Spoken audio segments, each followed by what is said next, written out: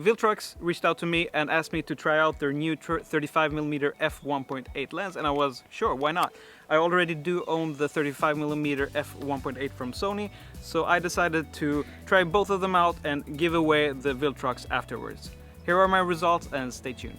So I'm a big fan of the 35mm 1.8 from Sony. It has a few things that I really love.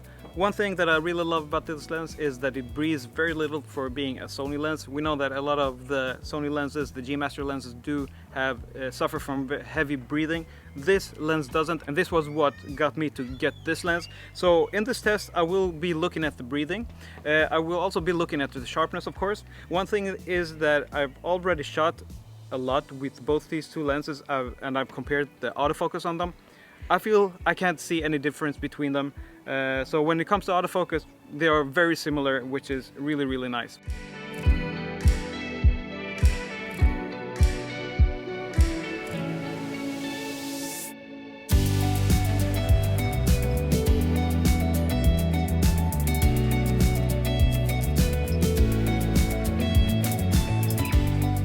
A little bit of breathing in the corners up in the right, but it's very well controlled.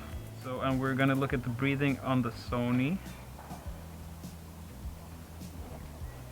And there's very little breathing.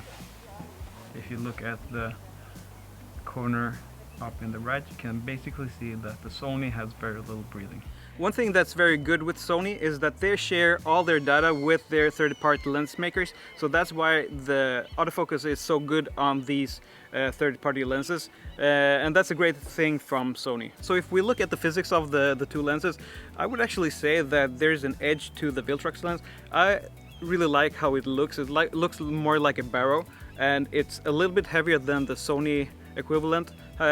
So I actually think the Viltrox lens looks better. One thing that's very nice with the Viltrox version is that you have the ability to change the aperture directly on the lens. So if you're out there and trying out to darken up your image very fast, you can do that on the Viltrox. And that's a killer feature on the Viltrox, and of course a big reason why you would get this. When it comes to sharpness, I haven't done any scientific tests with white cards or anything like that. However, as I said in the beginning of this video, I have shot a lot with both these lenses, and I couldn't see the difference with which was shot with which.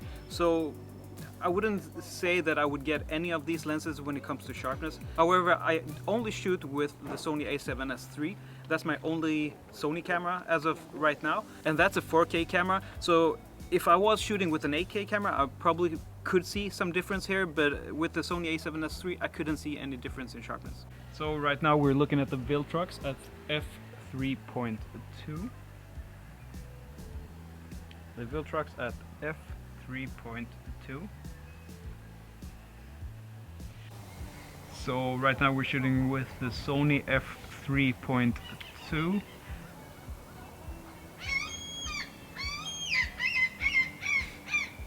The Sony at f. What would you say is the biggest difference between the two lenses? The biggest difference between these two lenses that I have noticed is probably the close focusing distance. That's a thing with the Sony 35mm that is very nice. I actually shoot a lot of close-ups with the Sony version. I have seen that with the Viltrox I can't actually come as close to subjects as I can with the Sony, so for me that's probably the biggest difference. When it comes to color rendering and stuff like that, I couldn't see too much of a difference.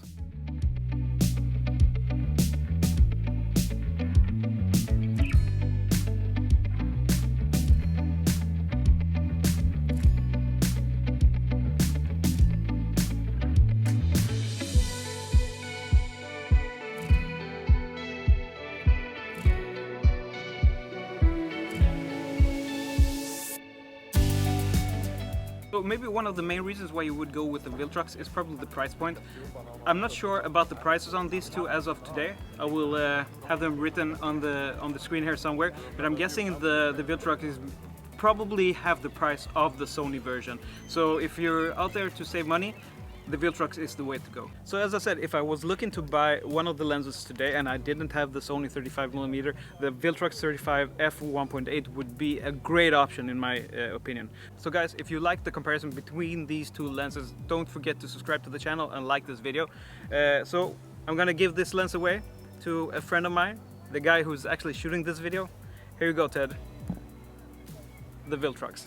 Thank you so much to Viltrox, because I have to say you've done a really good job with that lens.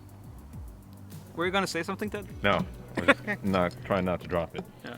No, this will be an interesting addition to the collection here. So the one we're shooting with now is a 24 Gold Master, and G Master, and yeah, we'll see what we can do with this one.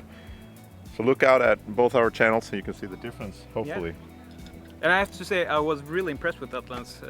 For everything. If I didn't have the 35mm f1.8 from Sony, I would probably go with that lens if I was buying a new lens today. That's how good that lens is.